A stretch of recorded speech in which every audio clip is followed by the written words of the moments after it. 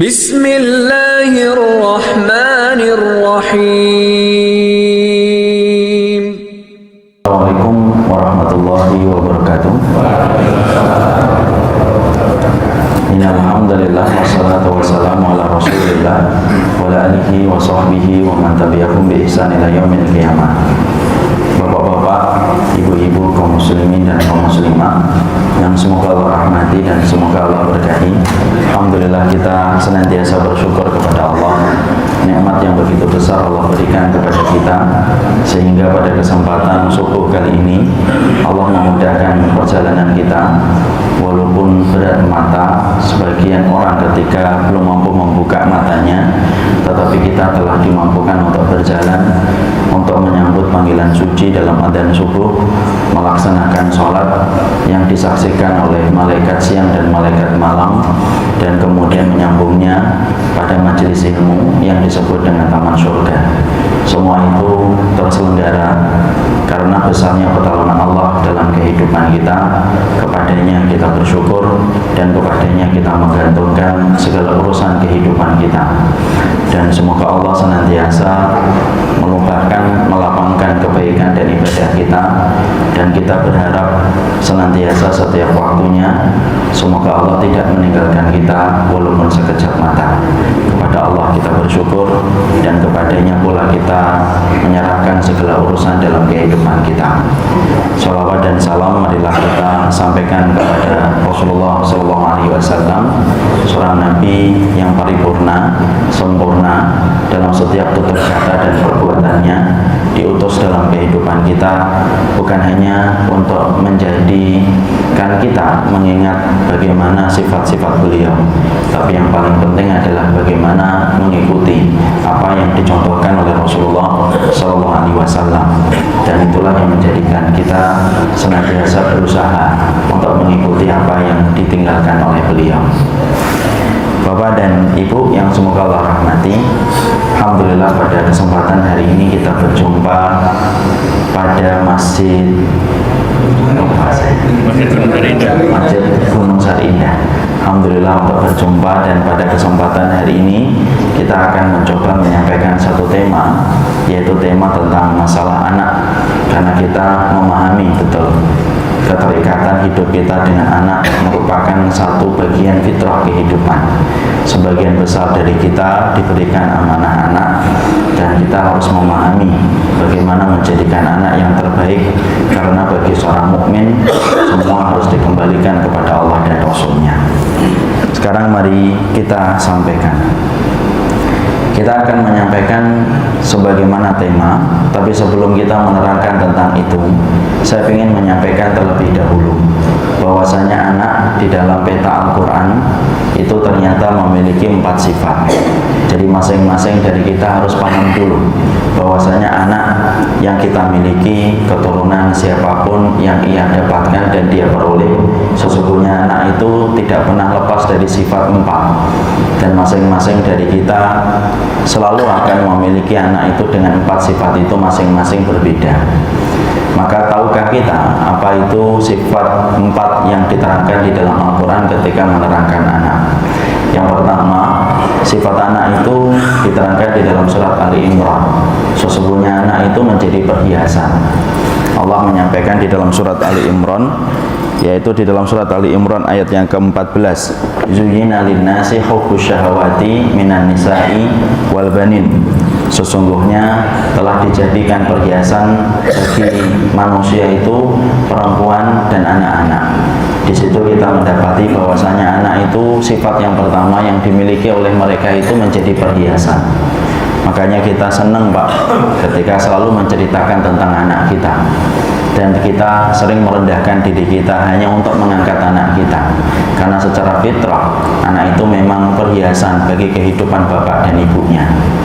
Bapak pernah dapati berapa banyak orang yang sering merendahkan dirinya hanya untuk mengangkat anaknya, karena anak itu perhiasan bagi dia. Sering kita jumpai orang tua berkata, saya hitam Ustaz, tapi anak saya putih. Itu dia bangga, karena sesungguhnya perhiasan.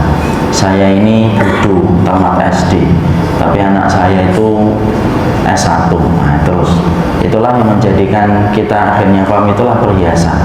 Makanya tidak ada orang tua yang sedih ketika anaknya itu lebih tampan atau lebih cantik dari dirinya, dan dia justru malah senang ketika anaknya lebih cantik ataupun lebih cakep dari dirinya.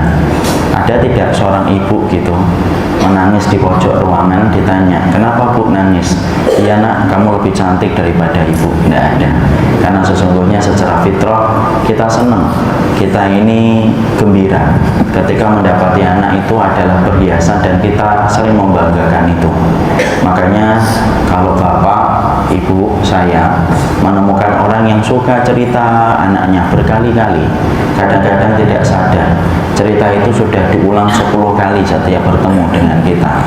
Walaupun kita agak enak dikit mendengarkan, tapi kita harus paham, itulah fitrah, bahwasanya anak itu adalah perhiasan bagi kehidupan orang tuanya, dan mereka itu senang ketika mereka mendapati anak jauh lebih baik daripada kondisi mereka.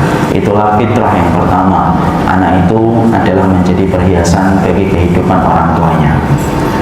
Yang kedua, sesungguhnya anak itu dia menjadi musuh. Jadi ada anak itu yang sifatnya dia menjadi musuh bagi orang tuanya. Allah menyampaikan di dalam surat At-Taghabun ayat yang ke-14 bahwasanya di antara sifat anak, ada anak itu yang menjadi musuh. Ketika orang tuanya ke barat, dia ke timur. Ketika orang tuanya ke timur, dia ke barat. Kiblatnya tidak pernah sama, selera ibadahnya tidak pernah sama, sehingga kemudian dia selalu memusuhi orang tuanya. Dan itu merupakan bagian dari salah satu ujian berat dalam kehidupan kita. Orang itu sekaya apapun, berlimpah materi sebanyak apapun, tapi kalau anaknya itu menjadi musuh, materi dan harta yang dia dapatkan terasa hambar, tidak ada rasa gurihnya. Semua harta itu ketika diiringi mendapati anak itu menjadi musuh. Makanya kita jangan heran kalau kita sering menjumpai ada berita-berita yang menyedihkan. Ada seorang anak berani menempeleng ibunya hanya karena tidak mendapatkan apa yang dia mau. Kita mendapati ada anak memukul orang tuanya ketika dia diingatkan oleh orang tuanya atas satu perkara. Bahkan yang terakhir, kita mendapati ada seorang anak meminta uang 500.000 kepada ibunya, lalu ternyata ibunya tidak mendapatkan uang itu karena tidak memilikinya. Dikejar ibunya, dipenggal kepala ibunya sampai putus. Dan yang lebih menyedihkan adalah ketika pembunuh seorang ibu diwawancarai, apakah kamu menyesal? Dia berkata, saya tidak menyesal, sembari ketawa. Di situ kita mendapati ada anak yang mereka itu menjadi musuh. Dan betul-betul ujian sebagaimana ujian Nabi Nuh akan dititipkan sebagian kepada kita. Ada anak-anak kita yang mereka itu menjadi musuh, dan itu berat betul dirasakan.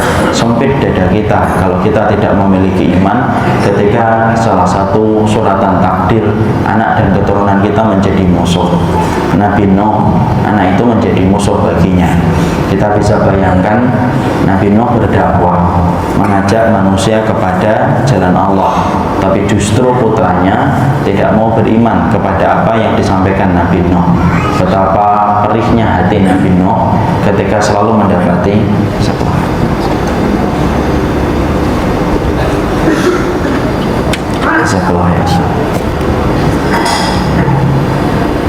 tehnya sudah disuguhkan, tinggal pisang gorengnya. Makanya kita begitu berat mendapati bagaimana Nabi Nuh ketika mendapati putranya selalu memusuhi dirinya. Itu pun secara fitrah Nabi Nuh tidak pernah memusuhi putranya. Makanya ketika kita mendapati gelombang air semakin besar, kapal yang dibuat oleh Nabi Nuh semakin mampu berlayar, dia mendapati Kan'an lari. Kemudian Nabi Nuh masih menawarkan irkam ma'ana, naiklah kamu nak bersama kita. Tetapi anaknya justru berkata, sa'awi ila jabalin ya'simuni minal ma'. Tidak, saya akan naik ke puncak gunung yang akan menyelamatkan aku dari terjangan air. Disitulah kita menjumpai ada di antara kita yang ditakdirkan dengan ujian yang berat. Anak itu menjadi musuh, dan itu merupakan perkara yang bisa sangat menyempitkan hati kita dan bisa menjadikan hambar hidup kita ketika anak itu menjadi musuh. Tentunya kita harus paham, ketika anak itu menjadi musuh, Pak, jangan buru-buru kita menyalahkan orang tuanya.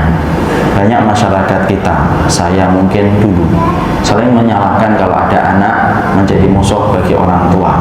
Kadang-kadang kita suka berkata, orang tuanya gimana sih nggak didik yang benar. Padahal kita juga harus paham, anak itu menjadi musuh ada dua sebab kata para ulama. Yang pertama, bisa jadi dia menjadi musuh karena memang itulah titipan ujian yang Allah berikan dalam hidupnya. Karena Allah itu memberikan sifat pada setiap orang yang beriman dengan dua sifat. Ada yang dilapangkan, dimudahkan urusan hidupnya supaya dia diuji dengan kesyukuran. Ada pula yang diuji dengan berbagai macam kesulitan supaya Allah menjumpai sifat sabarnya.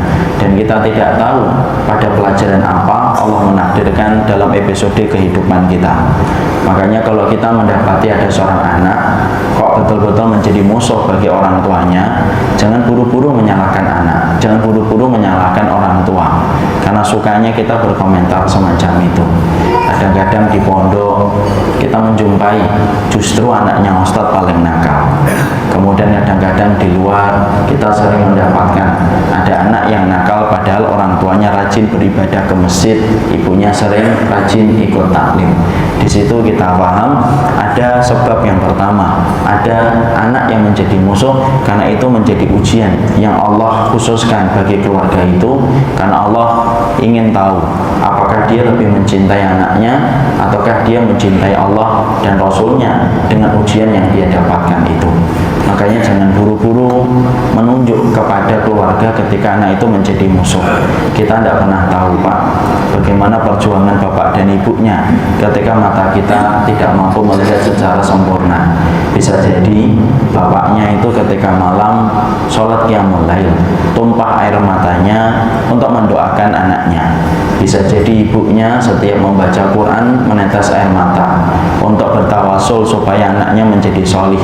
Tapi apalah daya, sesungguhnya hati anak itu yang menggenggamnya Allah, bukan kita, Pak. Kita semuanya sih ingin anak kita itu tidak ada yang menjadi musuh.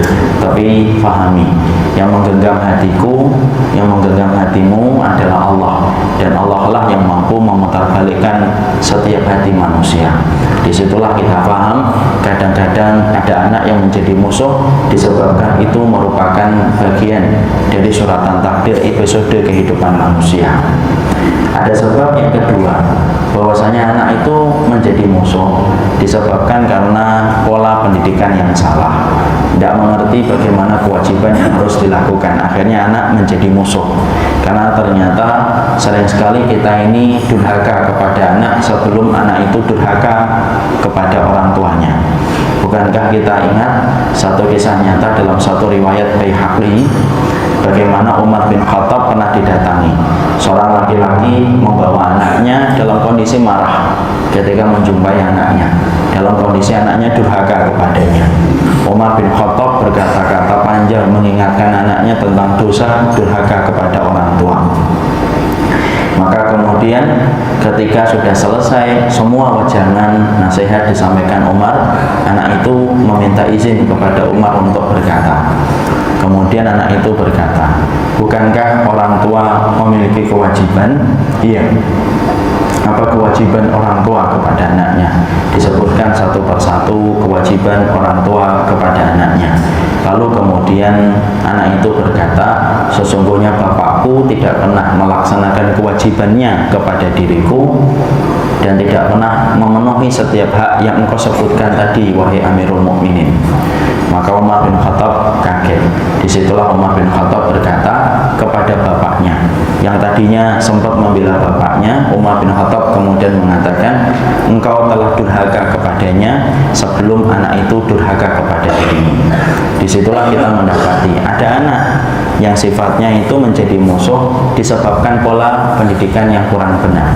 Anak itu kayak bayang-bayang kita, Pak, dari satu benda. Kalau ada benda yang lurus, maka bayangannya pun lurus. Tapi kalau ada benda yang bengkok, maka bayangannya pun bengkok. Jangan mengharapkan bayangan lurus kalau bendanya bengkok. Jangan mengharapkan bendanya itu, jangan mengharapkan bayangan itu tegak kalau kemudian kalau bendanya tidak tegak. Saya adalah bendanya, Bapak bendanya, Ibu bendanya. Anak-anak kita yang sekarang mungkin masih di rumah, kita tidak bangunkan ketika sholat subuh, nah itulah bayangan kita. Makanya ketika kita terkadang mengharapkan anak kita benar, tapi ternyata kita pun selaku bendanya tidak lurus. Dan jangan mengharapkan bayangan itu lurus ketika bendanya saja tidak lurus.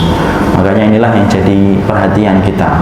Kadang-kadang ada orang tua itu mengharapkan, nak, kamu sholat di masjid, tapi orang tuanya tidak pernah mencontohkan sholat di masjid, tidak pernah menempelkan kelingking kakinya kepada kelingking kaki anaknya. Maka itulah yang menjadikan kita paham ada sebab yang kedua anak itu menjadi musuh, yaitu adalah karena pola pendidikan yang salah disebabkan orang tuanya tidak mengerti ilmu dan tidak memberikan contoh yang sempurna bagi kehidupan sang anak. Itulah yang kita pahami. Jadi kalau anak jadi musuh itu selalu dua ini, dan kita tidak ngerti. Dan jadi kalau kita melihat ada anak nakal, sudahlah husnudon saja kepada orang tuanya, bahwasanya orang tuanya telah memberikan yang terbaik.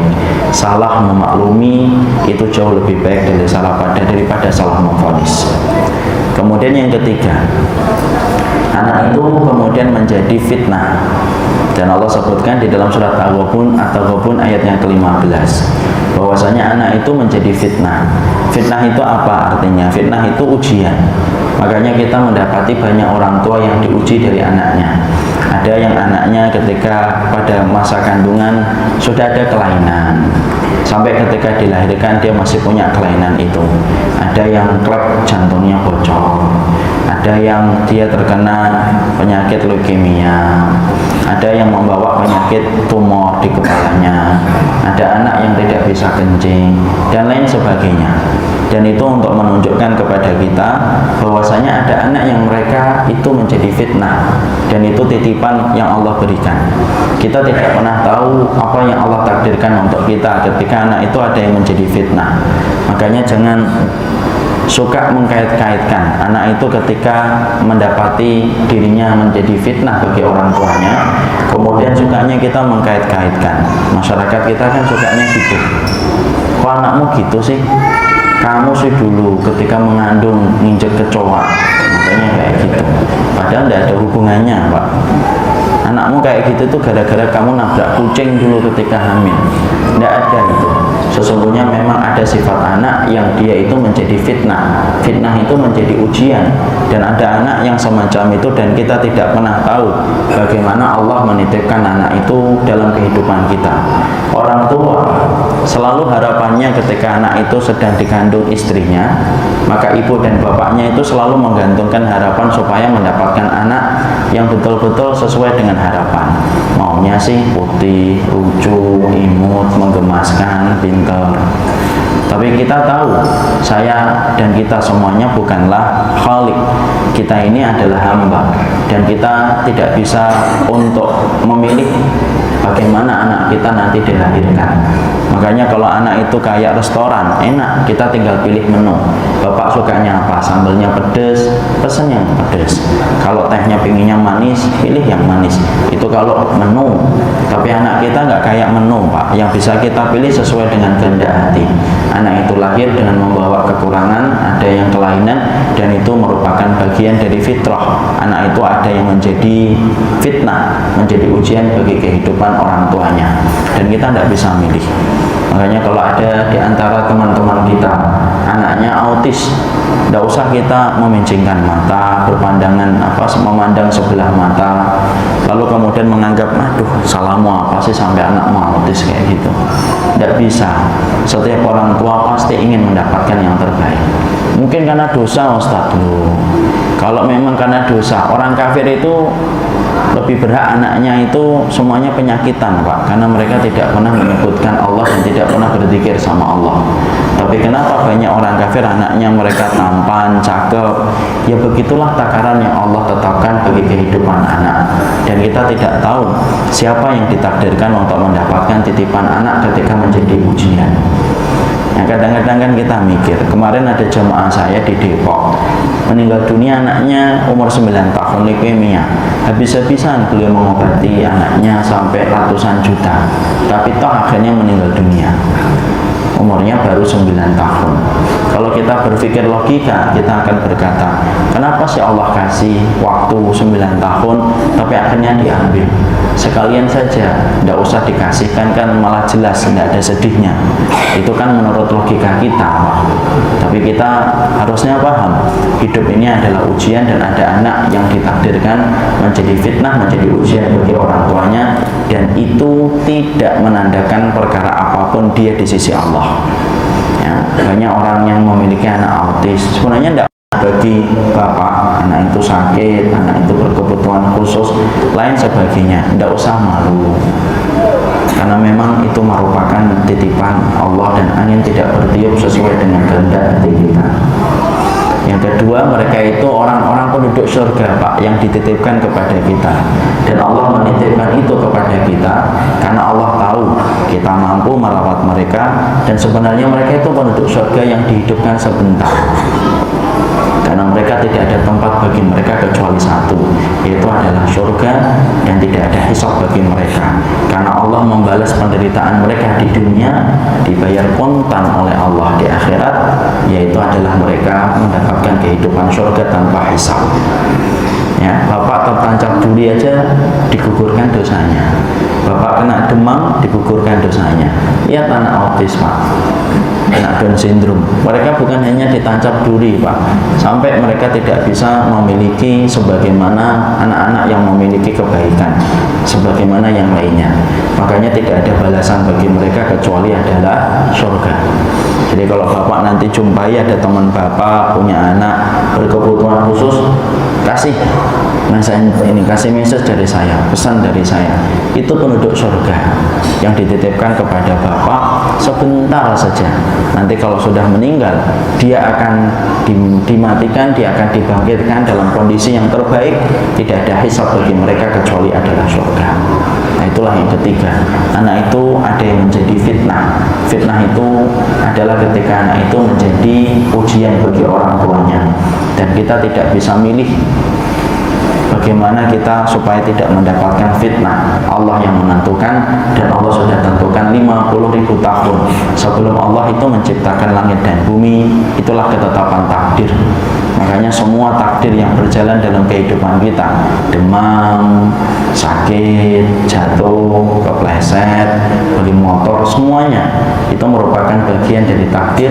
Allah tetapkan 50.000 tahun sebelum Allah menciptakan langit dan bumi, dan itu bagian dari takdir, dan Allah tidak pernah menzalimi kehidupan hambanya.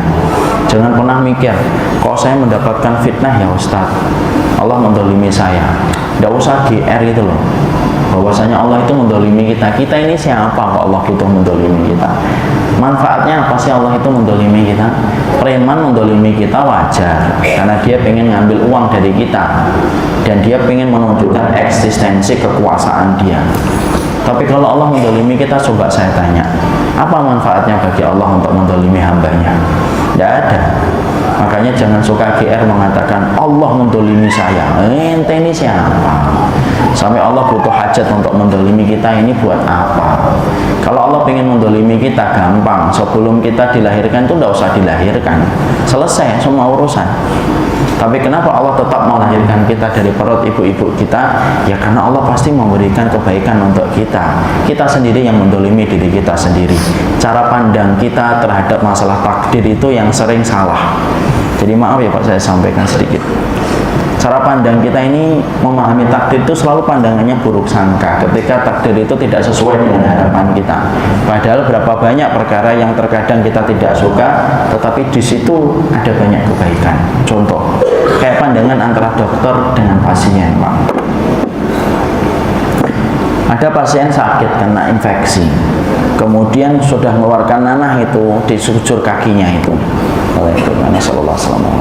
Kemudian di kakinya itu sudah mengeluarkan nanah. Dokter memeriksa, di scan, kemudian di copy, kemudian di USG. Oh, ternyata ini sudah mulai menjalar ke atas. Dokter berkata ini harus diputus, ini harus diamputasi. Kalau enggak, infeksinya ke atas, bisa merambah ke perut, ke jantung, dan akhirnya menyebabkan kematian. Kemudian dokter ngomong sama pasiennya, ini harus diamputasi, Pak. Pasiennya pasti akan menolak. Pertama kali, ya Allah dok, cara yang lain dok, enggak ada. Saya butuh kaki nih, saya ini pemain bola. Kemarin saya menang.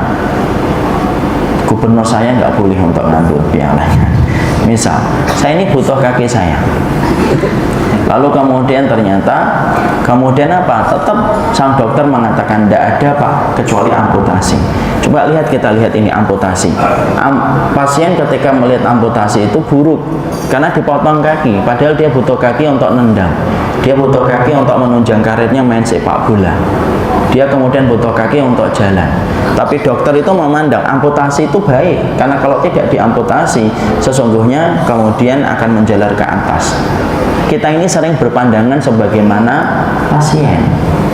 Kita memandang kalau kita tiba-tiba ditakdirkan Anda titipan yang buruk, kita mikir ini Allah ini memberikan saya keburukan. Padahal bisa jadi ketika itu diberikan sebenarnya itu ada kebaikan. Cuma kita tidak tahu karena ilmu kita tidak nyampe. Sama antara ilmunya pasien dengan ilmunya dokter tidak nyampe. Sang dokter berpikir ini kalau nggak diamputasi, infeksinya naik ke jantung, mati kamu.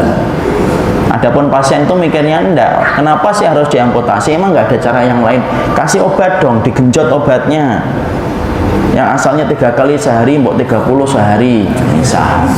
Karena kemudian dia mikirnya semacam itu. Tapi disitulah kita paham, kadang-kadang kita ini terlalu bodoh, sehingga akhirnya kita suka menggugat, dan ironisnya yang kita gugat adalah Allah. Kalau kemudian kita dititipi anak yang Down syndrome itu adalah bagian dari Allah mendolimi kita, Pak, Masya Allah. Berarti buat apa Allah itu mensifati dirinya dengan kata Rahman, dan buat apa Allah itu mensifati dirinya dengan kata Rahim. Tadi kan kita baca Bismillahirrahmanirrahim, dan Allah tidak mungkin salah kalau mensifati dirinya. Itu yang ketiga. Yang keempat, ada anak itu yang kemudian anak itu menjadi qurrata ayun, yaitu adalah penyejuk pandangan, permata hati, yang kita kemudian sebutkan Rabbana hablana min azwajina wa dzurriyyatina qurrata ayun waj'alna lil muttaqina imama. Disebutkan di dalam surat Al-Furqan, sifat ibadur rahman selalu berdoa untuk putra dan putrinya, dan ini adalah sesuatu yang Masya Allah dambaan kita, bagaimana kita itu mendapatkan putra dan putri kita itu qurrata ayun. Karena siapapun mereka yang apabila mendapatkan putra dan putrinya itu qurrata ayun, tidak ada investasi paling membahagiakan bagi orang tua itu kecuali mendapati putra dan putrinya itu menjadi qurrata ayun. Ya, makanya sampai Imam Al-Qurtubi berkata, laisa hunaka syai'un aqarru li'ainil bashar illa ayajidu auladahu muti'ina lillahi azza wa jalla. Makanya diterangkan dalam satu perkataan Imam Qurtubi, ulama besar, beliau menyampaikan, kamu tidak pernah dapatkan satu perkara yang paling mencerahkan hati, paling membahagiakan, paling menyenangkan bagi setiap manusia yang telah beriman kepada Allah dengan iman yang benar, kecuali dia mendapati putra dan putrinya itu muti'ina lillah. Muti itu betul-betul taat kepada Allah dan Rasulnya, dan itulah perkara yang menyenangkan. Makanya kemudian mendapatkan qurrata ayun itu menjadi sebuah harapan besar dari kehidupan manusia. Orang itu ketika ingin mendapati putra dan putrinya ketika lahir, maka tidak ada keinginan yang dia ingin dapatkan kecuali mendapati putra putri itu menjadi anak yang taat kepada Allah, qurrata ayun. Dan itu merupakan harapan besar. Cuma masalahnya untuk mendapatkan putra dan putri kita menjadi qurrata ayun itu tidak gampang, dan itu tidak mudah. Tidak mudah bagi kita untuk semudah kita membalikkan tangan, karena banyak sekali hal yang kita harus pahami ketika kita mengharapkan itu. Makanya Masya Allah, ada banyak hal yang kemudian harus kita ketahui ketika kita masing-masing berkeinginan besar. Kita ini apabila menabung harapan, menabung impian supaya anak kita menjadi qurrata a'yun, berarti ada banyak hal yang kita harus ketahui, ada banyak hal yang harus kita perhatikan, karena mendapatkan qurrata a'yun itu tidak gampang. Bangun rumah yang sifatnya itu menyenangkan, rumah itu ketika dipandang. Kan kita sering bangun rumah dan berkata, saya tuh pengen rumah itu kalau dipandang tampak luas walaupun tanahnya sempit, adem, tidak panas. Ternyata butuh arsitek, butuh kemudian mandor yang jujur, butuh tukang kerja yang bagus, yang rapi setiap dia membuat bangunannya. Untuk membuat itu komponennya banyak, baru terbentuk satu rumah yang menyenangkan. Itu baru masalah rumah yang sifatnya kasat mata kelihatan bakunya. Apalagi ketika kita ingin mendapatkan qurrata a'yun, dan banyak orang itu yang terkadang mereka tidak sadar ingin mendapatkan qurrata a'yun tetapi tidak pernah menempuh jalannya. Makanya dikatakan tarjun najata walam tasuluk masalikaha fa inna safinata la tajri 'alal yabas. Tarjun najata, kamu mengharapkan berhasil tapi kamu tidak pernah menempuh syaratnya dan tidak pernah menempuh tuntutannya supaya kamu itu berhasil, maka sesungguhnya kapal tidak pernah berlayar di atas pasir. Datangkan dulu lautan, baru kapal itu akan berlayar. Datangkan dulu tuntutannya dan kewajibannya, barulah kita akan mendapatkan apa yang kita harapkan, menjadikan anak kita qurrata a'yun. Sebelum kita kemudian membahas menjadikan anak-anak kita permata hati, kita harus paham dulu apa sih keutamaan ketika anak kita itu menjadi qurrata a'yun. Saya ingin menyampaikan ini karena banyak di antara kita, orang tua hari ini itu keinginan yang dia inginkan dan keinginan yang dia miliki adalah sudah mulai bergeser dari orang tua kita dulu. Orang tua kita dulu tuh simple, Pak, yang penting kamu sholih, nak. Orang tua kita dulu kan begitu.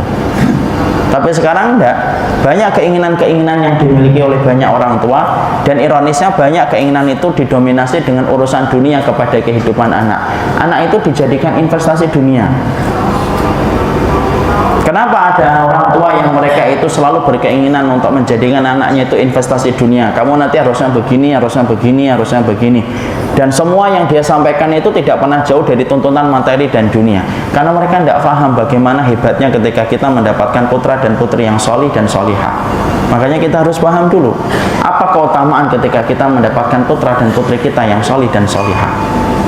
Karena kalau kita sudah mendidik anak kita dengan dunia, dan cita-cita besar kita itu dunia, Pak, ya maaf, bapak pun akan ditinggalkan ketika urusan bapak tidak ada kaitannya dengan dunia.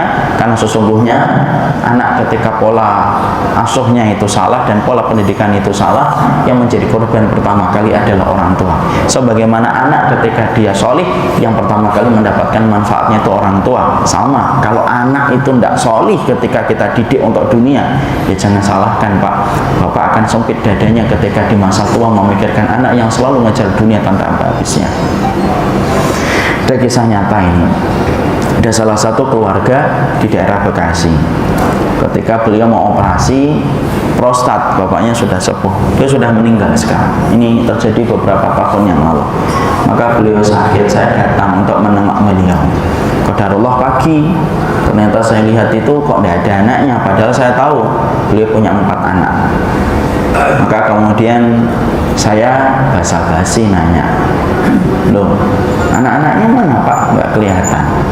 Malah kemudian beliau dengan pertanyaan itu nangis, Pak. Malah saya takut, aduh ini kok nangis ya. Padahal saya khawatirnya ketika nangis itu apa? Tekanan darahnya naik, nanti gagal operasi. Karena pada saat itu setengah jam atau 1 jam itu akan masuk ke ruang operasi. Ternyata ketika saya nanya itu, kemudian bapak itu nangis dan mengatakan, tidak ada Ustaz, anak saya lagi begini, banyak urusan, baru datang nanti siang. Dan yang membuat saya sedih itu anak saya cuma ngomong, dah Pak, tidak usah mikir macam-macam, masalah biaya kita yang nanggung semuanya. Kemudian bapaknya itu ngomong ke saya, padahal yang saya butuhkan bukan hartanya, Ustaz, saya bayar operasi ini pun bisa. Saya butuh kehadiran mereka, membisikkan doa kepada saya, berzikir di telinga saya. Tapi ternyata tidak didapatkan. Tapi yang salah itu bukan mereka, yang salah itu saya sendiri. Masya Allah ya. Laki-laki besar itu yang berani mengakui kesalahan. Dia mengatakan, karena kesalahannya adalah dari kecil, tidak ada pendidikan yang saya rumuskan untuk mereka kecuali pendidikan supaya mereka sukses untuk duniawi. Kursus saya genjot untuk mereka terus untuk urusan duniawi. Makanya hari ini ketika urusan saya tidak berbanding lurus dengan urusan dunia yang mereka inginkan, ya sudah, akhirnya saya ditinggalkan. Nangis bapak itu. Operasinya alhamdulillah berhasil saat itu, sempat beliau sehat 1 tahun 2 tahun baru meninggal dunia. Tapi dari kata-kata itu akhirnya kita paham, kita ini kadang-kadang selaku orang tua dititipi anak tapi tidak ngerti bagaimana keinginan Allah ketika Allah telah menitipkan anak itu, dan akhirnya berantakan ketika kerangka berpikir kita tentang anak itu tidak benar, dan akhirnya semua pendidikan kita tentang anak tidak tercermin dari apa yang Allah inginkan dan apa yang Allah ridhoi. Sekarang kita bahas dulu, apa keutamaan kalau saya dan bapak mendapatkan putra dan putri yang salih dan salihah. Dan sebelum saya menyampaikan ini pula saya sampaikan, kalau ada orang kok tidak memiliki keturunan gimana Ustaz? Nah nanti daripada nanti ada yang tanya, saya jawab dulu. Maka kemudian kalau ada orang tua yang tidak memiliki anak, maka fahami ketika Allah tidak memberikan anak kepada saya ataupun kepada antum atau kepada bapak ataupun yang lainnya, maka kemudian bukan berarti bahwasanya Allah menzalimi kita, tetapi Allah ingin memberikan pelajaran supaya kita sabar sebagaimana sabarnya Bunda Aisyah ketika tidak mendapatkan keturunan dari Rasulullah sampai beliau menutup mata.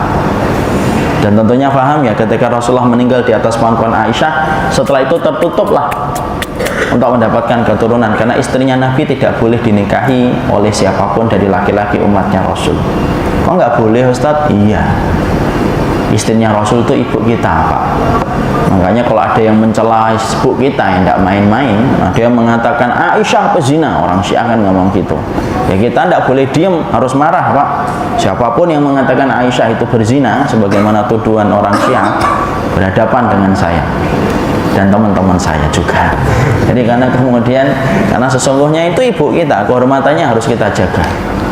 Kita mendapati kalau ada orang yang tidak diberikan keturunan, berarti Allah ingin memberikan pelajaran supaya dia sabar sebagaimana sabarnya Bunda Aisyah. Dan kalau ada orang yang kemudian diberikan banyak anak, maka Allah ingin memberikan pelajaran sebagaimana Ibunda Khadijah yang memiliki banyak anak dari Rasulullah. Dan kita hanya menjalani proses takdir yang ditetapkan oleh Allah. Ada nggak orang yang tidak punya anak kemudian masuk surga? Bunda Aisyah bukankah masuk surga?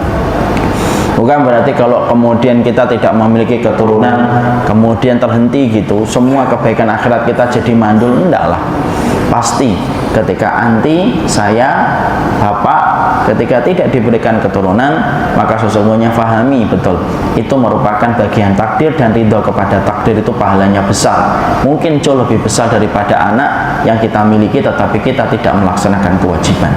Ridho kepada takdir itu penting. Dan anak itu rezeki Pak, tidak bisa kan kita yang ngatur gitu. Ada orang itu zina di pinggir tebu, tidak pakai klosok, nggak pakai apa-apa, nggak pakai tikar, jadi mengandung. Setelah lahir dibuang anaknya, padahal buatnya di pinggir tebu.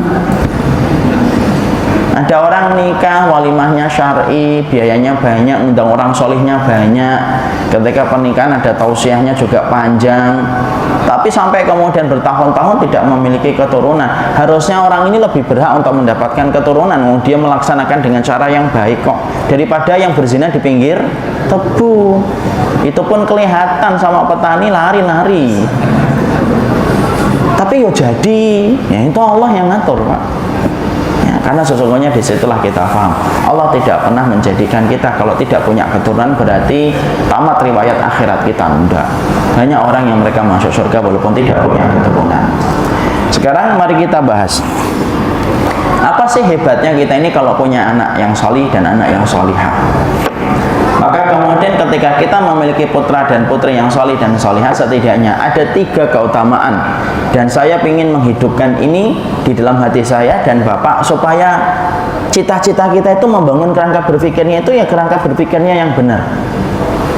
Apa keutamaan yang pertama ketika kita memiliki anak yang salihah? Tadi malam saya sebutkan. Yang pertama Pak, kalau saya dan Bapak memiliki anak yang salih, maka sesungguhnya anak solih itu mampu memberikan syafaat bagi kehidupan kita kelak pada waktu di akhirat ketika kita sulit dalam urusan hisab karena banyaknya dosa yang kita lakukan. Anak itu menjadi penolong, Pak, dan anak itu menjadi syafaat bagi kehidupan orang tuanya. Syafaat umum itu kan banyak. Dari sujud kita dapetin syafaat, dari surat Al-Baqarah, surat Tabarok, Al-Mulk, itu adalah perkara yang bisa mendatangkan syafaat. Maka di antara syafaat yang kita peroleh itu adalah ketika kita memiliki putra dan putri yang solih dan taat kepada Allah. Makanya dalam satu riwayat Imam Ahmad, ada orang tua yang dihisab, ada anak-anak yang dihisab. Anak-anaknya solih, lebih solih daripada orang tuanya, diringankan itu hisab orang tuanya sampai kemudian anak itu di depan pintu surga. Kemudian mereka berhenti ketika mereka melihat ke dalam surga itu. Karena surga itu kan punya pintu, ada pintunya 8 pintu surga itu. Antara satu pintu dengan pintu lainnya itu sejarah 40 tahun hitungan akhirat. Dia melihat itu ke dalam surga gitu. Lalu kemudian tidak menjumpai di dalam surga itu adalah Allah. Tidak menjumpai di dalam surga itu bapak dan ibunya. Allah memberikan perintah, udkhulul jannah. Masuklah kamu ke surga, nak. Sudah selesai urusan hisabmu. Tapi kemudian anak-anak itu berkata, lan nadkhulal jannata hatta yati abauna wa ummahatuna. Fima makna? Kami tidak bisa masuk surga ya Allah, belum mau ya Allah sebelum kami menjumpai dulu bapak dan ibu kami. Allah ulang lagi, udkhulul jannah, masuklah kamu ke surga. Sudah selesai urusan hisabmu. Tempatmu itu tempat kembalinya adalah tempat surga. Maka kembali anak itu, kami belum berkenan masuk surga ya Allah sampai kami menjumpai dulu ibu dan bapak kita. Masya Allah ya. Ditunggu, Pak, di depan pintu surga. Bukan ditunggu di depan Plaza Tunjungan, enggak. Di depan pintu surga ditunggu. Maka sampai Allah kemudian mengatakan, mali arahum mahbantin. Loh, kamu nggak ngerti apa? Orang tuamu itu masih dihisab dengan hisab yang panjang, berat. Dosa-dosa mereka banyak. Tapi karena kemudian Allah masih mendapati anak-anak itu di depan pintu surga, maka Allah memberikan izin anak itu untuk bisa memberikan syafaat. Karena kalau memberikan syafaat kan butuh izin dari Allah. Dan anak itu ketika akhirnya memiliki kesempatan untuk memberikan syafaat, tidak diberikan syafaat itu kecuali kepada ibu dan bapaknya yang dihisab dengan hisab yang berat. Karena syafaat yang diberikan oleh sang anak, orang tuanya akhirnya diringankan di dalam hisabnya, ngelewatin sirat, ketemu dengan anak-anak mereka di depan pintu surga. Allah berfirman, udkhulul jannah antum wa abakum. Nih orang tuamu nih, masuk surga bareng-bareng. Masuk surga bareng-bareng, Pak. Dan anak itu memasukkan orang tuanya memasukkan orang tuanya ke surga.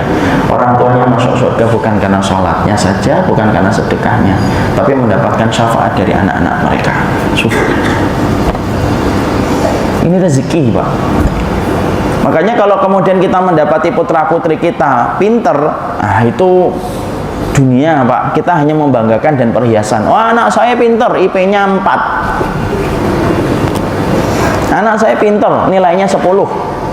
Yang lain berapa? Yang lain 100. Anak saya pinter pokoknya. Kalau hanya untuk pinter, Pak, maka itu dunia, Pak. Karena apa? Setelah saya mati, bapak mati, ibu meninggal, maka sesungguhnya tidak ada lagi yang kita banggakan ketika anak kita cuma pinter. Bisa ngomong gitu di hadapan Munkar dan Nakir, anak saya itu ranking 1. Malaikatnya terus kenapa? Nah, ini gitu. Karena kemudian tidak memberikan apa-apa ketika anak kita itu cuma kemudian pinter, putih, lucu, imut. Itu anak atau marmut ya? Putih. Anak kita kalau cuma ganteng, gagah, cantik, maka sesungguhnya itu duniawi, Pak. Karena sesungguhnya kita hanya membanggakan itu di dunia dan itu fitrah. Tapi nanti ketika meninggal salah satu di antara kita, sudah selesai, tidak ada lagi yang dibanggakan. Tapi maaf ya, ketika kita mendapati putra dan putri kita itu solih dan solihah, sesungguhnya mereka itu menjadi sebab syafaat dalam kehidupan kelak kita di akhirat. Maka mereka itu kemudian akan nunggu setiap orang tuanya, Pak. Kalau kita, Pak, nggak tergetar mendengarkan hadis ini, Pak, saya nggak ngerti kalau perkataan Rasul tidak bisa meyakinkan kita untuk memiliki putra dan putri yang solihah, ya saya nggak ngerti pakai teori apa kalau hadisnya Nabi aja tidak bisa menjadikan kita semangat untuk mendapatkan putra dan putri yang solih dan solihah. Rasul, Pak. Dan itu betul-betul menjadi anakan solih itu, meringankan urusan akhirat orang tuanya, Pak. Makanya kalau bapak melihat itu ada anak-anak solih pak, sebenarnya bapak sedang melihat orang yang sedang membantu urusan akhirat orang tuanya. Kalau tiba-tiba kita ketemu sama anak, berapa juz nak hafal nak? 30 juz Ustaz. Saya pas ngisi di mana gitu, di Kediri atau mana gitu. Ada anak itu menjawab pertanyaan ketika habis tablik akbar. Saya tanya dari pondok tahfidz, kemudian hafalannya sudah berapa? 30 juz. Anak tidak ngeliat anak itu pak, anak ngeliat urusan akhirat orang tuanya itu sudah dibantu oleh anaknya ketika anaknya semacam ini. Dan ini urusan besar pak, urusan akhirat, urusan yang akan kekal selama-lamanya, tidak ada garis finish dan tidak ada garis selesainya. Tapi maaf ya, kadang-kadang kita lebih membanggakan anak kita kesuksesannya dalam urusan duniawi. Ya tidak salah, cuma bapak kalau kemudian mendambakan itu dan saya mendambakan itu, berarti harus siap kita hanya membanggakan di dunia, tapi tidak ada lagi kebanggaan dalam urusan di akhiratnya. Karena sekarang itu materialisme itu masuk dalam semua pikiran kaum muslimin pak, sampai ngurusin anak, didik anak itu dilihat sebagai investasi dunia. Nanti nak kamu kemudian sekolah di sini, nanti begini, nanti kalau sudah selesai umur bapak segini, nanti kamu kerja segini, nanti ngasih bapak segini. Itu mah hitung-hitungan duniawi pak. Padahal kita sudah paham betul bahwasanya dunia itu sudah dijamin oleh Allah. Lah kenapa kita harus korbankan anak kita hanya untuk ngejar obsesi kita dalam urusan dunia? Kalau urusan dunia kita sudah dijamin oleh Allah, dan anak kita pun dunianya sudah dijamin oleh Allah. Makanya ketika paham, sudahlah, yang belum dijamin oleh Allah dalam kehidupan saya dan antum, satu, urusan akhirat kita ini belum dijamin oleh Allah. Ya sudahlah, fokus kita untuk diri kita dan anak-anak kita. Anak itu miliknya Allah, serahkan menjadi miliknya Allah, titipkan kepada jalannya Allah. Kalau dia taat pak, Masya Allah, bapak akan mendapati hadis itu nyata nanti di akhirat. Nunggu kita di depan pintu surga. Makanya saya sering iri kalau ada orang-orang, teman-teman saya itu anaknya solih, itu iri betul. Karena apa? Saya bayangkan itu perjalanan akhirat orang tuanya separuhnya sudah ditanggung sama anaknya. Itulah yang pertama. Kenapa kita bercita-cita untuk mendapati anak solih itu? Karena satu pak, sesungguhnya anak solih itu bisa menjadi sebab syafaat. Yang kedua, kenapa kemudian kita ingin mendapatkan permata hati dan penyejuk pandangan dalam kehidupan anak-anak kita? Iya, karena anak kita kalau solih pak, Masya Allah, sesungguhnya itulah yang akan bermanfaat ketika kita terbujur kaku, doa mereka itu nyampe ke kita. Doa anak itu tidak semuanya nyampe kepada orang tua ketika orang tuanya terbujur kaku di dalam kubur. Masyarakat kita mempersepsikan kalau anak sudah berdoa nyampe. Oh, belum tentu pak. Ustadz mengatakan itu, mana dalilnya? Dalilnya kan bapak sudah sering dengerin, cuma terkadang kurang tadaburnya. Rasulullah mengatakan, idza mata ibnu Adam inqata'a amaluhu illa min salasin. Kalau anak Adam itu meninggal dunia, terputus seluruh amalnya kecuali 3 perkara. Dari 3 perkara itu yang disebutkan oleh Rasulullah itu apa? Salah satunya waladun salihun yad'u lahu, anak yang solih yang mendoakan orang tuanya. Nabi kita mengatakan pada hadis ini, kata waladun salihun pak, ada sifat, ada mausuf kalau paham bahasa Arab. Waladun itu adalah kemudian mausuf, salihun itu adalah sifat. Anak yang solih yang mendoakan orang tuanya. Kenapa ada kata solih pak? Kalau anak kita tidak solih pak, banyak dosanya, banyak maksiatnya, disebabkan mungkin karena pendidikan kita yang tidak maksimal dalam urusan akhirat. Sampai anak kita makan yang haram, dia berzina, dia kemudian menzinai anak orang, kemudian dia mendoakan kita, nyampe gitu? Ya tidak nyampe lah pak. Dosa itu menghalangi doa, kan kita sudah paham itu. Sebagaimana mendung itu kemudian menghalangi sinar mentari untuk datang ke permukaan bumi. Nabi kita, nabiku dan nabimu mengatakan waladun solih. Berarti anak kita harus solih dulu, baru doanya itu sampai kepada kita. Kalau nabiku dan nabimu mengatakan waladun tok pak, tidak usah dengan kata sifat solih pak. Anak kita mau apapun keadaannya, mau dia solih atau tidak solih, doanya nyampe. Kalau Rasul mengatakan kata waladun, anakmu pezina, peminum khamr, ngambilin harta rakyat misalkan, Kalau Nabi kita mengatakan waladun, tenang, anakmu selama itu anakmu nyampe doanya. Itu kalau anak kita disebutkan oleh Nabi dengan kata waladun. Maaf ya, hadis riwayat Muslim ini Nabi tidak mengatakan waladun, tapi waladun sholih, Pak. Mungkin nggak ada perempuan dia berzina, tidak pernah bertobat sampai kawin, tidak pernah menyesali zinanya. Kemudian dia ingat ibunya meninggal, kemudian dia mengatakan Rabbi firli wali walidayya. Yang zinanya aja belum dia bertobat, Pak. Padahal kita kalau berdoa saja disunahkan untuk beristighfar dulu kan, kenapa? Bersihkan dulu sebelum meminta. Masa kita mau minta dalam keadaan kotor?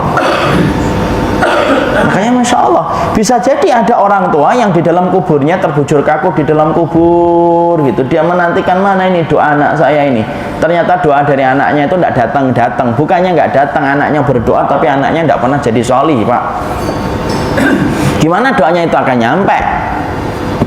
Karena sesungguhnya sekali lagi doa itu terhalang oleh kemaksiatan. Sampai kemaksiatan itu kita sibak dengan kita bertobat, baru doa itu nyentuh pintu langit, Allah kemudian akan berikan kepada orang tua kita. Dan itu yang kita khawatirkan kalau kita nggak mendidik agama dengan benar, Pak. Ya monggo sih kalau kita cuek dalam masalah akhirat, kita biarkan anak kita ngapain itu, kita diem aja. Ngajak perempuan belum halal sudah diajak berdoa naik motor, kita diem, monggo aja, enggak apa-apa. Cuma harus siap konsekuensinya. Nanti kalau dia berdoa enggak nyampe ke bapak. Anak kita nggak menutup auratnya, pakai rok mini, tank top, you can see, dan lain sebagainya. Kita diam aja. Memang anak kita zaman kita memang kayak gitu kok. Sudah diam aja, enggak apa-apa, silahkan aja. Cuma harus siap ya konsekuensinya. Kalau anak itu kemudian nanti bapak meninggal dunia, entah apapun penyebabnya, ya bapak tidak akan mendapatkan apapun itu dari doanya, karena doanya terhalang oleh pintu langit. Jadi itulah yang menjadikan kita harus dididik sholih, Pak. Kenapa sholih? Supaya kalau sudah sholih, dia mengatakan Rabbana firli wali walidayya walil mu'minina yawma yaqumul hisab, nyampe, diterima oleh Allah, disampaikan kepada orang tuanya. Makanya sesungguhnya ada orang tua yang dia berada di surga, ada wanita yang berada di surga, terus ditinggikan derajatnya di surga itu. Terus dia nanya sama Allah, loh kok saya ditinggikan terus derajatnya ya Allah? Loh yang tersisa dari amal saya apa kok terus ditinggikan derajatnya di surga? Allah berfirman, karena anakmu yang terus mendoakan. Tentunya anak yang sholih, Pak. Itu yang kedua. Kemudian yang ketiga, apa keutamaan kita memiliki putra dan putri yang salih dan salihah? Yang ketiga itu adalah sesungguhnya kalau kita mendapatkan putra dan putri kita salih dan salihah, sesungguhnya itu merupakan perkara yang bisa menghindarkan kita dari sifat rukub. Apa itu rukub? Rukub itu mandul di hadapan Allah. Mandul di hadapan kita kan tidak punya anak, itu mandul di hadapan manusia. Makanya Nabi mengatakan atadruna manir rukub, kalian tahu nggak siapa itu orang yang mandul? Kemudian dijawab, orang yang mandul itu orang yang tidak punya anak ya Rasul. Enggak lah, bukan itu. Orang yang mandul itu adalah orang yang punya banyak anak tapi anaknya tidak bermanfaat untuk agama Allah dan tidak bermanfaat fisabilillah. Anaknya banyak tapi Islam tidak mendapatkan manfaat dari anak itu mandul. Walaupun anaknya 12. Maka kemudian ketika kita menjadikan anak kita sholih, disitulah kita paham anak kita ini akan menghindarkan orang tuanya itu sifat mandul. Dan betapa malunya diri kita kalau kita ternyata dipandang mandul oleh Allah, padahal kita memiliki keturunan dari apa yang Allah tetapkan untuk kita. Makanya saya terkesan ada kata-kata ustadz saya dulu di pondok ketika khutbah khutbah ta'aruf. Ada khutbah ketika pertama kali orang itu mondok. Saya baru di SMP itu, masuk SMA di pondok. Ketika ada khutbah ta'aruf, ustadznya itu menyampaikan, sudah Pak, anak itu kalau sudah dititipkan di pondok sudah, berarti dia sudah menjadi miliknya Allah dan miliknya umat. Walaupun ibunya nanti nangis-nangis, sedih, tidak ada lagi anaknya di dalam rumah, bapak jadi kadang-kadang kelowong-kelowong karena ada yang merasa hilang, tidak apa-apa. Setidaknya bapak terhindar dari sifat mandul, karena anak bapak insya Allah bermanfaat untuk umat dan bermanfaat untuk agama Allah kalau dititipkan di pondok. Masya Allah. Jadi situlah saya memahami. Itulah yang ketiga, keutamaan kita memiliki anak yang soleh itu artinya apa? Sesungguhnya anak yang soleh itu menghindarkan kita dari sifat mandul. Apa yang harus kita lakukan untuk kemudian mendapatkan keturunan yang semacam ini? Nah, setelah kita memahami itu, sekarang kita bicara apa yang harus dilakukan supaya kita mendapatkan keturunan-keturunan yang semacam itu. Dalam kitab-kitab yang disampaikan oleh para ulama dalam Tarbiyatul Aulad,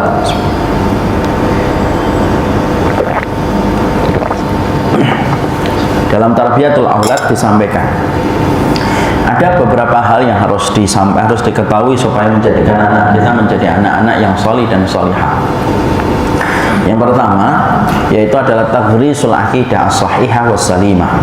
Yang pertama itu menanamkan akidah yang benar dan akidah yang salim, akidah yang selamat, ditanamkan kepada anak kita dari semenjak kecil, Pak. Dan inilah yang menjadi tuntutan bagi setiap orang tua. Kalau dia dituntut kewajibannya untuk memberikan pendidikan akidah yang benar, maka sesungguhnya dia harus memiliki akidah yang benar pula. Faqidu syai' la yu'ti, sesuatu yang kosong tidak mampu memberi, Pak. Makanya kemudian kita harus memperhatikan bagaimana menanamkan akidah terlebih dahulu daripada masalah fikih dan ibadah. Banyak masyarakat, mungkin kita salah satunya, selalu senang kalau anak kita sudah bisa melaksanakan fikih ibadah, sudah bisa adzan, sudah bisa wudhu, senang ketika masih kecil. Tidak apa-apa, itu merupakan bagian dari kebaikan pula yang harus disyukuri. Tapi yang paling penting dalam masalah pendidikan anak, yaitu yang pertama itu akidahnya. Makanya Rasulullah bersabda dalam satu riwayat yang disampaikan dari Ibnu Abbas, iftahu ala sibyanikum la ilaha illallah. Buka gendang telinga anakmu dengan ucapan la ilaha illallah. Dibisikkan la ilaha illallah di telinganya. Ketika sudah mulai bicara sudah ditanamkan Allah, surga, neraka dan lain sebagainya. Pendidikan kita hari ini tuh pendidikan yang betul-betul menceraikan akidah dalam kehidupan mereka, Pak. Makanya Bapak perhatikan, maaf ya, sekolah-sekolah kita hari ini pendidikan agama itu hanya sekali dalam sepekan, 1 jam atau 2 jam, hari Jumat biasanya 1 jam, Pak, Insya Allah. Itu pun yang disampaikan bukan akidah, yang disampaikan fikih, Pak. Rukun sholat, rukun haji, rukun umroh. Bukannya tidak penting, penting lah. Tapi apakah itu membentuk karakter? Tidak bisa. Mana karakter terbentuk? Karakter itu terbentuk dengan akidah. Makanya akhirnya kita mendapati banyak penyimpangan yang dilakukan anak muda hari ini. Sebabnya itu sebenarnya bukan karena mereka yang salah, tetapi adalah karena kita yang tidak pernah menanamkan akidah untuk mereka dari semenjak kecil. Makanya kita lihat kan sampai orang anak-anak berzina gitu, SMP sudah berzina.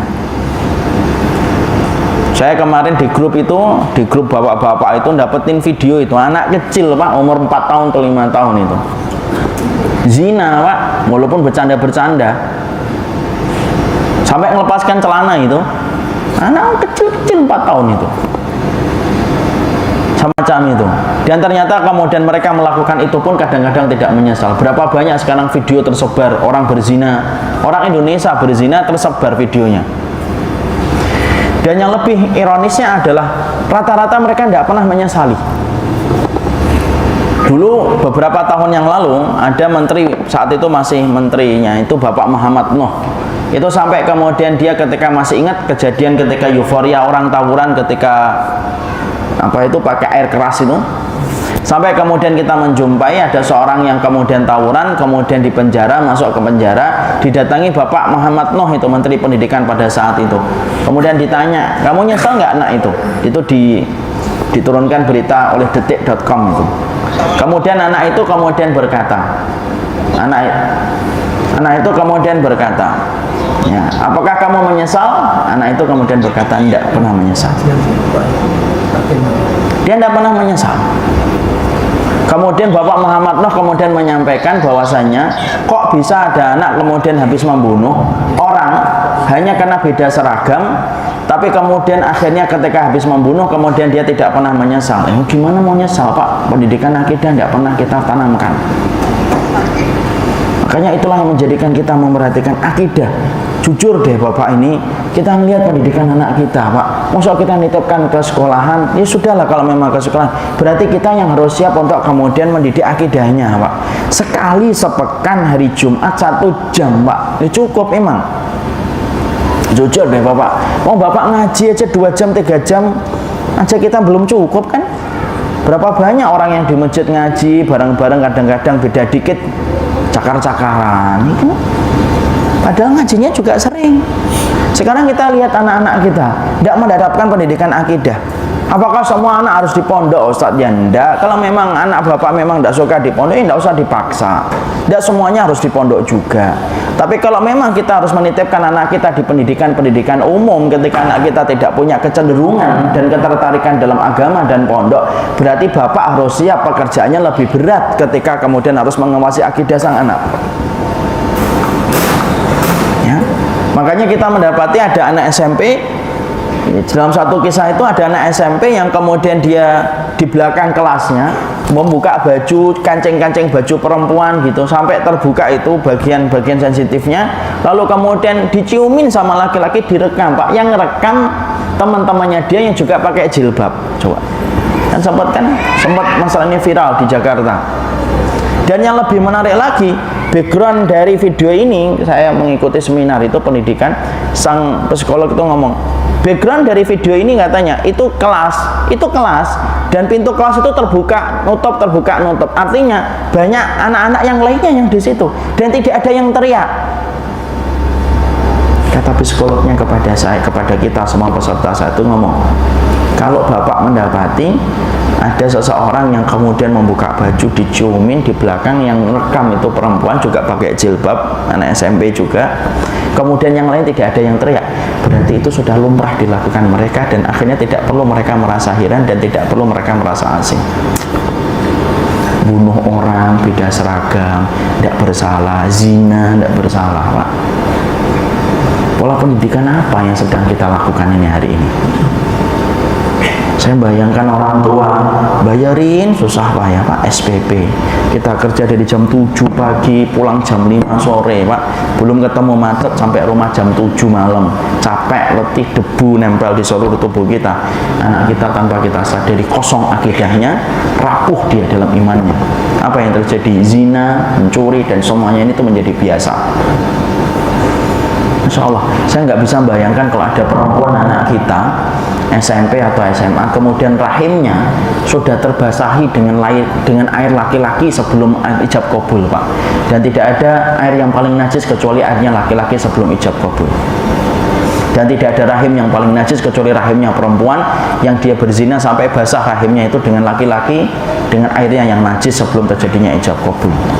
Dan itu terjadinya Pak, akidah kita yang lemah.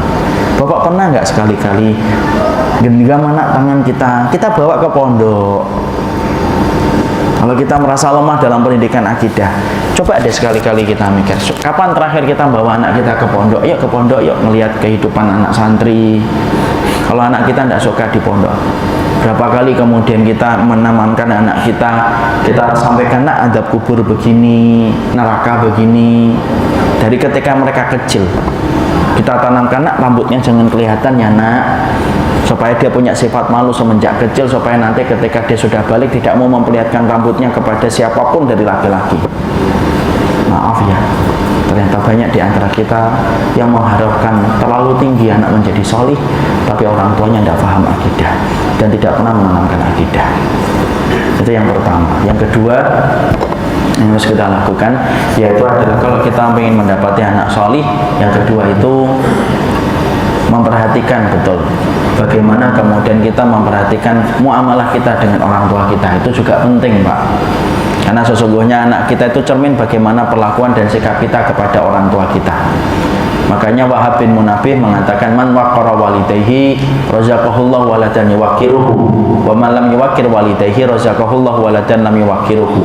Siapapun yang dia hormat dan berbakti sama orang tuanya, Allah itu akan mengasihkan kepadanya anak yang hormat kepadanya, persis sebagaimana dulu dia hormat kepada orang tuanya. Tapi siapapun orang yang dia durhaka kepada orang tuanya, Allah akan mengasihkan anak yang durhaka kepadanya, persis sebagaimana dia dulu durhaka sama orang tuanya. Jadi anak kita itu cermin sikap kita dulu kepada orang tua kita, Pak. Kalau kita pengen anak kita solih, perbaiki dulu urusan kita dengan orang tua kita. Makanya Sabit Al-Bunani, salah satu ulama terdahulu itu pernah kaget di pasar mendapati ada orang itu ditampar itu, ayahnya. Ketika Sabit itu mengetahui itu mau marah dia. Dan ketika mau marah, dipegang tangan sama bapaknya yang ditampar itu, dakhu, biarkan saja. Kamu ditampar, ya udah biarin saja. Loh, kenapa kemudian kamu membiarkan itu? Bukan aku membiarkan, tetapi sesungguhnya kalau dia menampar orang tuanya, karena sesungguhnya aku dulu pernah menampar orang tuaku dan hari ini dibayar kontan sama Allah, anak saya nampar saya persis sebagaimana dulu saya nampar orang tua saya. Jadi maaf ya Pak, kalau kita bercita-cita anak kita solih, masih ada orang tua, perbaiki muamalah kita dengan orang tua kita. Nanti Allah akan memperbaiki kualitas anak kita. Anak kita kok jarang ngobrol sama kita Pak, maaf ya, berarti mungkin kita jarang ngobrol sama orang tua kita. Anak kita pelit sama kita, berarti kemudian kita ini dulu pelit sama orang tua kita. Semuanya dibayar kontan sesuai dengan perlakuan kita kepada orang tua kita. Yang ketiga, perhatikan makanan yang halal. Jangan sekali-kali memasukkan harta yang haram ke dalam perut anak-anak kita. Semua ulama itu lahir karena perut mereka itu bersih dari harta yang haram. Abdullah bin Mubarak, ulama besar setelah para sahabat, itu karena orang tuanya itu tidak pernah memberikan kecuali harta yang halal. Para ulama sepakat, Umar bin Abdul Aziz, seorang khalifah yang terkenal dengan khalifah yang kelima dengan keadilannya, ternyata itu merupakan bibit dari orang tua yang bersih menjaga lambungnya. Ketika bersih lambungnya, maka sesungguhnya lahirlah anak yang solih. Rahim yang taat Pak adalah rahim yang akan melahirkan pahlawan-pahlawan besar dalam Islam. Dan rahim yang taat itu salah satunya adalah rahim yang tidak pernah tersentuh dengan makanan haram dan makanan-makanan syubhat. Makanya kalau kita mau bawa makanan Pak, pastikan ini halal atau enggak. Halal nih, kasih makan kepada bapaknya, kepada istri kita, anak kita. Jangan-jangan anak kita itu suka kemudian tidak mau melaksanakan sholat, ya karena ada bongkahan-bongkahan daging dari makanan dan harta yang kita berikan. Ketika bongkahan itu datang dari yang haram dan syubhat, akhirnya apa? Anak kita susah untuk melakukan ketaatan. Harta yang haram itu kalau sudah masuk ke dalam tubuh, padam, semua ketaatan itu padam Pak. Karena apa? Harta haram itu dibenci oleh Allah. Nabi Adam itu dikeluarkan dari surga bukan karena zina, bukan karena mukul, bukan karena dolimin orang. Tapi Nabi Adam itu dikeluarkan dari surga karena satu gigitan buah tok, satu gigitan tok. Tapi cukup bagi Allah mengeluarkan Nabi Adam dari surga dan memberikan hukuman ketika di dunia karena satu gigitan buah yang haram. Nabi Adam berzina enggak, satu gigitan tok buah yang haram itu sudah tidak layak Nabi Adam berada di surga. Insyaallah. Kita bisa bayangkan Pak, kalau kita ngasih makanan haram gitu sama anak kita, kita dapat tiba-tiba tambahan 2 juta, 3 juta, kita tidak ngerti ini tambahannya akadnya apa, kerja yang mana, kita bawa, kita senang, kita kasih sama anak-anak kita, kita makan. Lihat aja nanti, kalau nggak besok, lusa, kalau nggak lusa bulan depan, kalau nggak bulan depan tahun depan, anak kita sudah susah melakukan ketaatan. Itu yang ketiga. Kemudian yang keempat, yaitu ketika kita ingin mendapatkan anak yang soleh, lingkungan yang baik itu penting. Makanya kita harus mencarikan lingkungan yang baik. Kita harus mencarikan siapa temannya, siapa sahabatnya, dan itu merupakan bagian dari kewajiban kita. Orang tua itu Pak kewajibannya, sampai urusan menikahkan anak itu kewajiban orang tua. Kalau hari ini kan kita mulai digeser itu pemikirannya. Kalau orang tua mencarikan jodoh anaknya itu berarti zaman Siti Nurbaya, kan gitu. Akhirnya anak kita milih. Ya kalau anak kita punya ilmu, alhamdulillah. Kalau tidak punya ilmu kan pilihannya jadi berantakan Pak. Tidak pernah ngaji, milih jodoh. Kira-kira jodohnya apa yang dia sampai? Tidak jelas kan? Kenapa kamu milih dia nak? Orangnya enak diajak ngobrol, gitu kan? Kenapa kamu milih dia?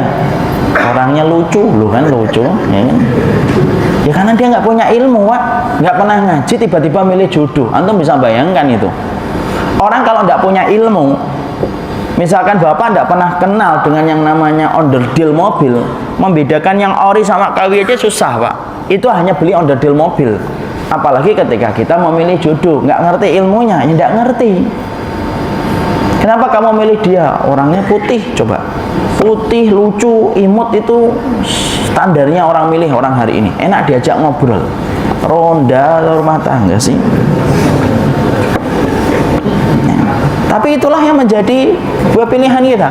Padahal Hafsah itu Pak, Hafsah itu istrinya, Hafsah itu putrinya Umar bin Khattab. Siapa yang mencarikan itu? Hafsah itu akhir. Kalau kita berpikir, Hafsah itu orang yang paling berhak menentukan siapa suaminya. Karena dia dari keluarga yang taat sama Allah, bapaknya ditakutin sama setan. Tapi ketika Hafsah tidak punya suami, siapa yang mencarikan suami untuk Hafsah? Umar, Pak. Fatimah itu penduduk surga, tapi siapa yang mencarikan suami untuk Fatimah ketika Fatimah sudah masa tiba untuk menikah? Rasul, Pak, dinikahkan dengan Ali. Di situ para ulama itu menyampaikan apa? Loh, milih lingkungan itu penting, sampai memilihkan jodoh itu kita. Yang memilihkan jodoh kita. Kalau tidak setuju anak kita, jangan dipaksa, ambil yang lain. Ini nak bagus, orangnya solih. Iya Pak, tapi saya nggak suka. Kenapa?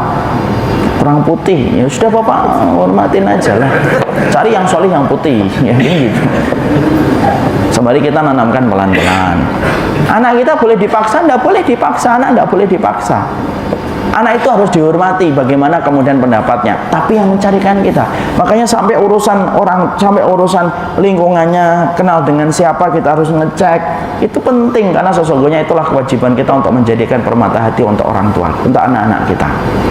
Dan itu panjang. Dan yang terakhir, karena waktu yang terbatas, yang terakhir adalah mendoakan tidak pernah putus di waktu yang mustajab. Doanya orang tua itu mustajab, Pak. Makanya ada sebuah kisah nyata di daerah Riyadh, ada seorang ibu, anaknya itu memecahkan keramik ibunya, padahal keramik itu peninggalan dari orang tua dia. Ibu itu refleks dia, ya Allah nak, kamu pecahkan keramik, dipecahkan kepalamu nanti sama Allah. Lupa dengan kata-kata itu ketika pas pada waktu marah. Makanya kita minta sama Allah tuh ridho dalam marah dan lapang. Lupa sampai berapa puluh tahun, anaknya sudah besar, anaknya baik, Pak, dan anaknya menjadi apa itu teknik sipil. Sampai akhirnya pada satu waktu ibunya mendapatkan telepon, bapak baru mendapatkan kecelakaan, Bu. Anak ibu mendapatkan kecelakaan di tempat kerja, kejatuhan benda berat ketika sedang mengawasi bangunan, pecah kepalanya. Ibu itu terduduk, kemudian ya Allah, dia coba ingat-ingat itu, ya Allah, dulu saya pernah marah besar karena gara-gara keramik yang dia pecahkan. Doa itu mustajab, yang buruk aja dikabulkan, apalagi yang baik. Makanya kan ada salah satu kisah nyata kan, ada seorang ibu yang mendapati anaknya itu merusak masakan yang dia buat susah payah. Ibunya akan nyambut tamu, ketika nyambut tamu anaknya itu main-main, kemudian ngambil pasir, kemudian akhirnya apa? Kemudian ditaburi itu semua masakan ibunya yang dimasak susah payah dengan pasir. Mungkin niat anaknya tuh ngasih bumbu gitu, tapi dengan pasir. Apa yang terjadi? Ibunya marah, tapi ketika marah dia tetap mengucapkan kata-kata ridho. Idhab anta ilal haram yaj'alallahu laka imamanil haram. Anak ini ya Allah, pergi sana kamu ke Masjidil Haram, supaya Allah itu menjadikan kamu imam di sana loh. Jadi imam sana loh, di Masjidil Haram sana. Merusak masakannya ibu. Dua anak itu akhirnya jadi imam, Pak, di Masjidil Haram, Pak. Masya Allah. Siapa itu? Imam Sudais. Itulah kekuatan doa, Pak. Makanya kalau ada ibu-ibu marah anak setan, ya udah, ibunya berarti setan. Maka kemudian kita harus paham, kekuatan doa itu besar. Maka doalah karena di waktu-waktu yang mustajab. Waktu yang mustajab itu apa? Antara anda dan iqamah, angkat tangan, sujud, banyak berdoa. Sebelum kita salam, banyak berdoa. Turun hujan, banyak doa. Hari Jumat kemarin jam 5 sampai jam 6, 1 jam sebelum tenggelamnya matahari, banyak doa. Itulah waktu yang mustajab ketika dikabulkannya semua doa. Barakallahu fikum, ini yang dapat saya sampaikan dalam pertemuan hari ini. Semoga Allah memberikan keberkahan atas apa yang kita kaji.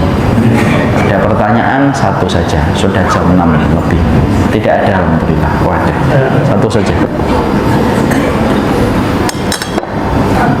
Assalamualaikum warahmatullahi wabarakatuh.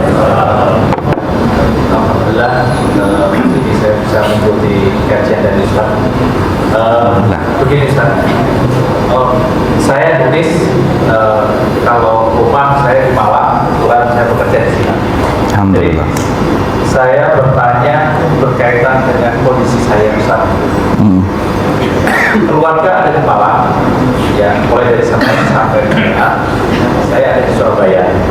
Dan kalau melihat dengan kondisi yang tadi disampaikan Ustaz, ya, pola seperti ini, itu artinya saya sebagai orang tua saya sudah memiliki karena saya nggak bisa mendampingi anak setiap saat. Ya, nah dengan kondisi seperti itu bagaimana Ustaz caranya untuk bisa mendidik anak yang seperti yang Ustaz sampaikan? Terima kasih. Kewajibannya Bapak mendampingi.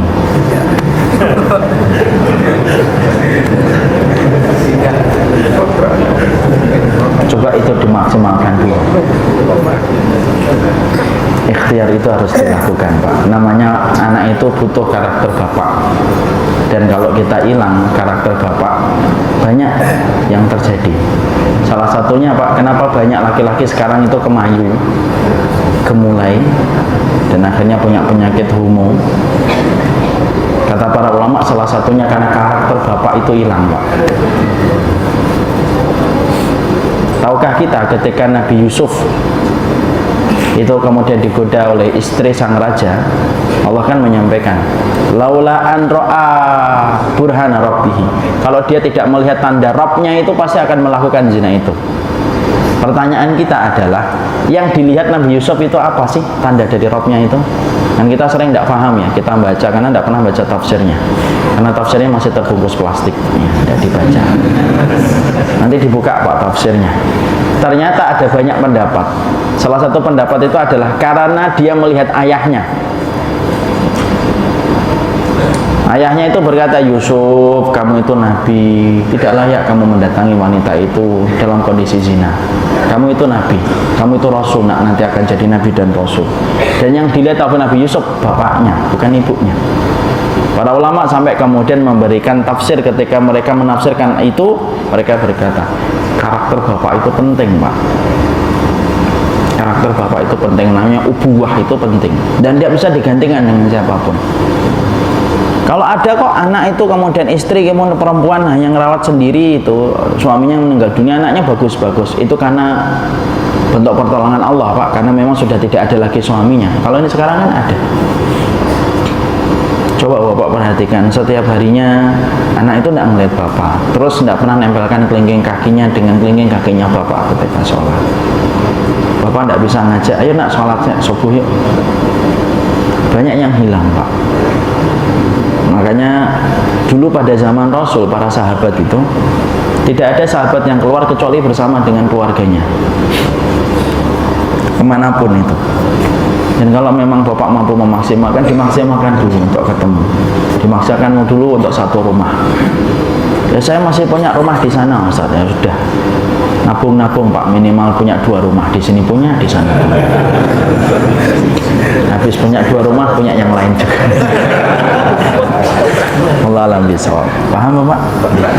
Ya. Sudah? Yang lain? Monggo Bapak, terakhir ya.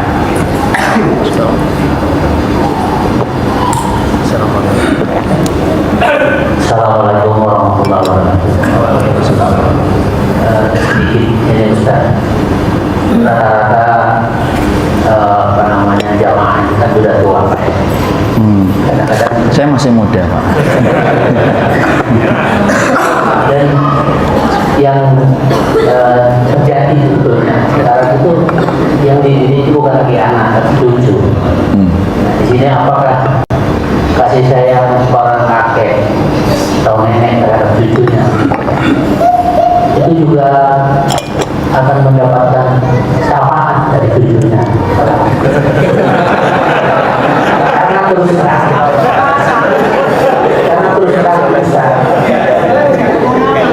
kakek dan nenek kalau kenyataannya itu malah lebih perhatian kepada cucu daripada anak. Mungkin karena pengalaman dulu belum begitu memahami, sehingga kasih sayang maupun keinginan untuk memberikan pendidikan yang lebih baik itu malah jatuh ke cucu, ke anak. Terima kasih. Assalamualaikum warahmatullahi wabarakatuh. Antara pertanyaan sama curhat itu tipis. Insya Allah Bapak akan mendapatkan syafaat dari anak kita dan keturunan kita. Dalilnya surat At-Tur 21. Waladina amanu wattaba'tum dzurriyyatahum biimanin alhaqna bihim dzurriyyatahum wa ma alatnahum min amalihim min syai'. Nanti dibaca surat At-Tur 21 insya Allah. mungkin bapak ini sudah patah arang lihat anaknya. Kemudian cucunya baru lahir ini masih ada harapan besar. Ya sudah Pak, jangan patah arang Pak ya, insya Allah tetap kita berharap sama anak kita yang terbaik, insya Allah. Adapun tentang masalah bapak ngerasa kok kelihatannya kita lebih perhatian daripada anak kita, enggak lah, insya Allah itu kan mungkin perasaan kita. Orang tuanya juga pasti merasa kita lah yang perhatian sama anak kita. Kakek neneknya mah hanya memperhatikan aja kalau sakit, kalau kita kan nyarikan rezeki dan lain sebagainya. Itu hanya cara pandang saja Pak, tapi nggak usah kita saling mengklaim saya lebih sayang sama cucu. Saya kan orang tuanya Pak, ya tapi itu cucu saya loh, yang bilang cucu tetangga itu sob. Jadi tidak perlu mengklaim, semuanya insya Allah saling memiliki dan saling kasih sayang kepada putra dan putrinya. Barakallahu fikum, subhanakallahumma wa bihamdika, asyhadu an la ilaha illa anta, astaghfiruka wa atubu ilaik. Assalamualaikum warahmatullahi wabarakatuh.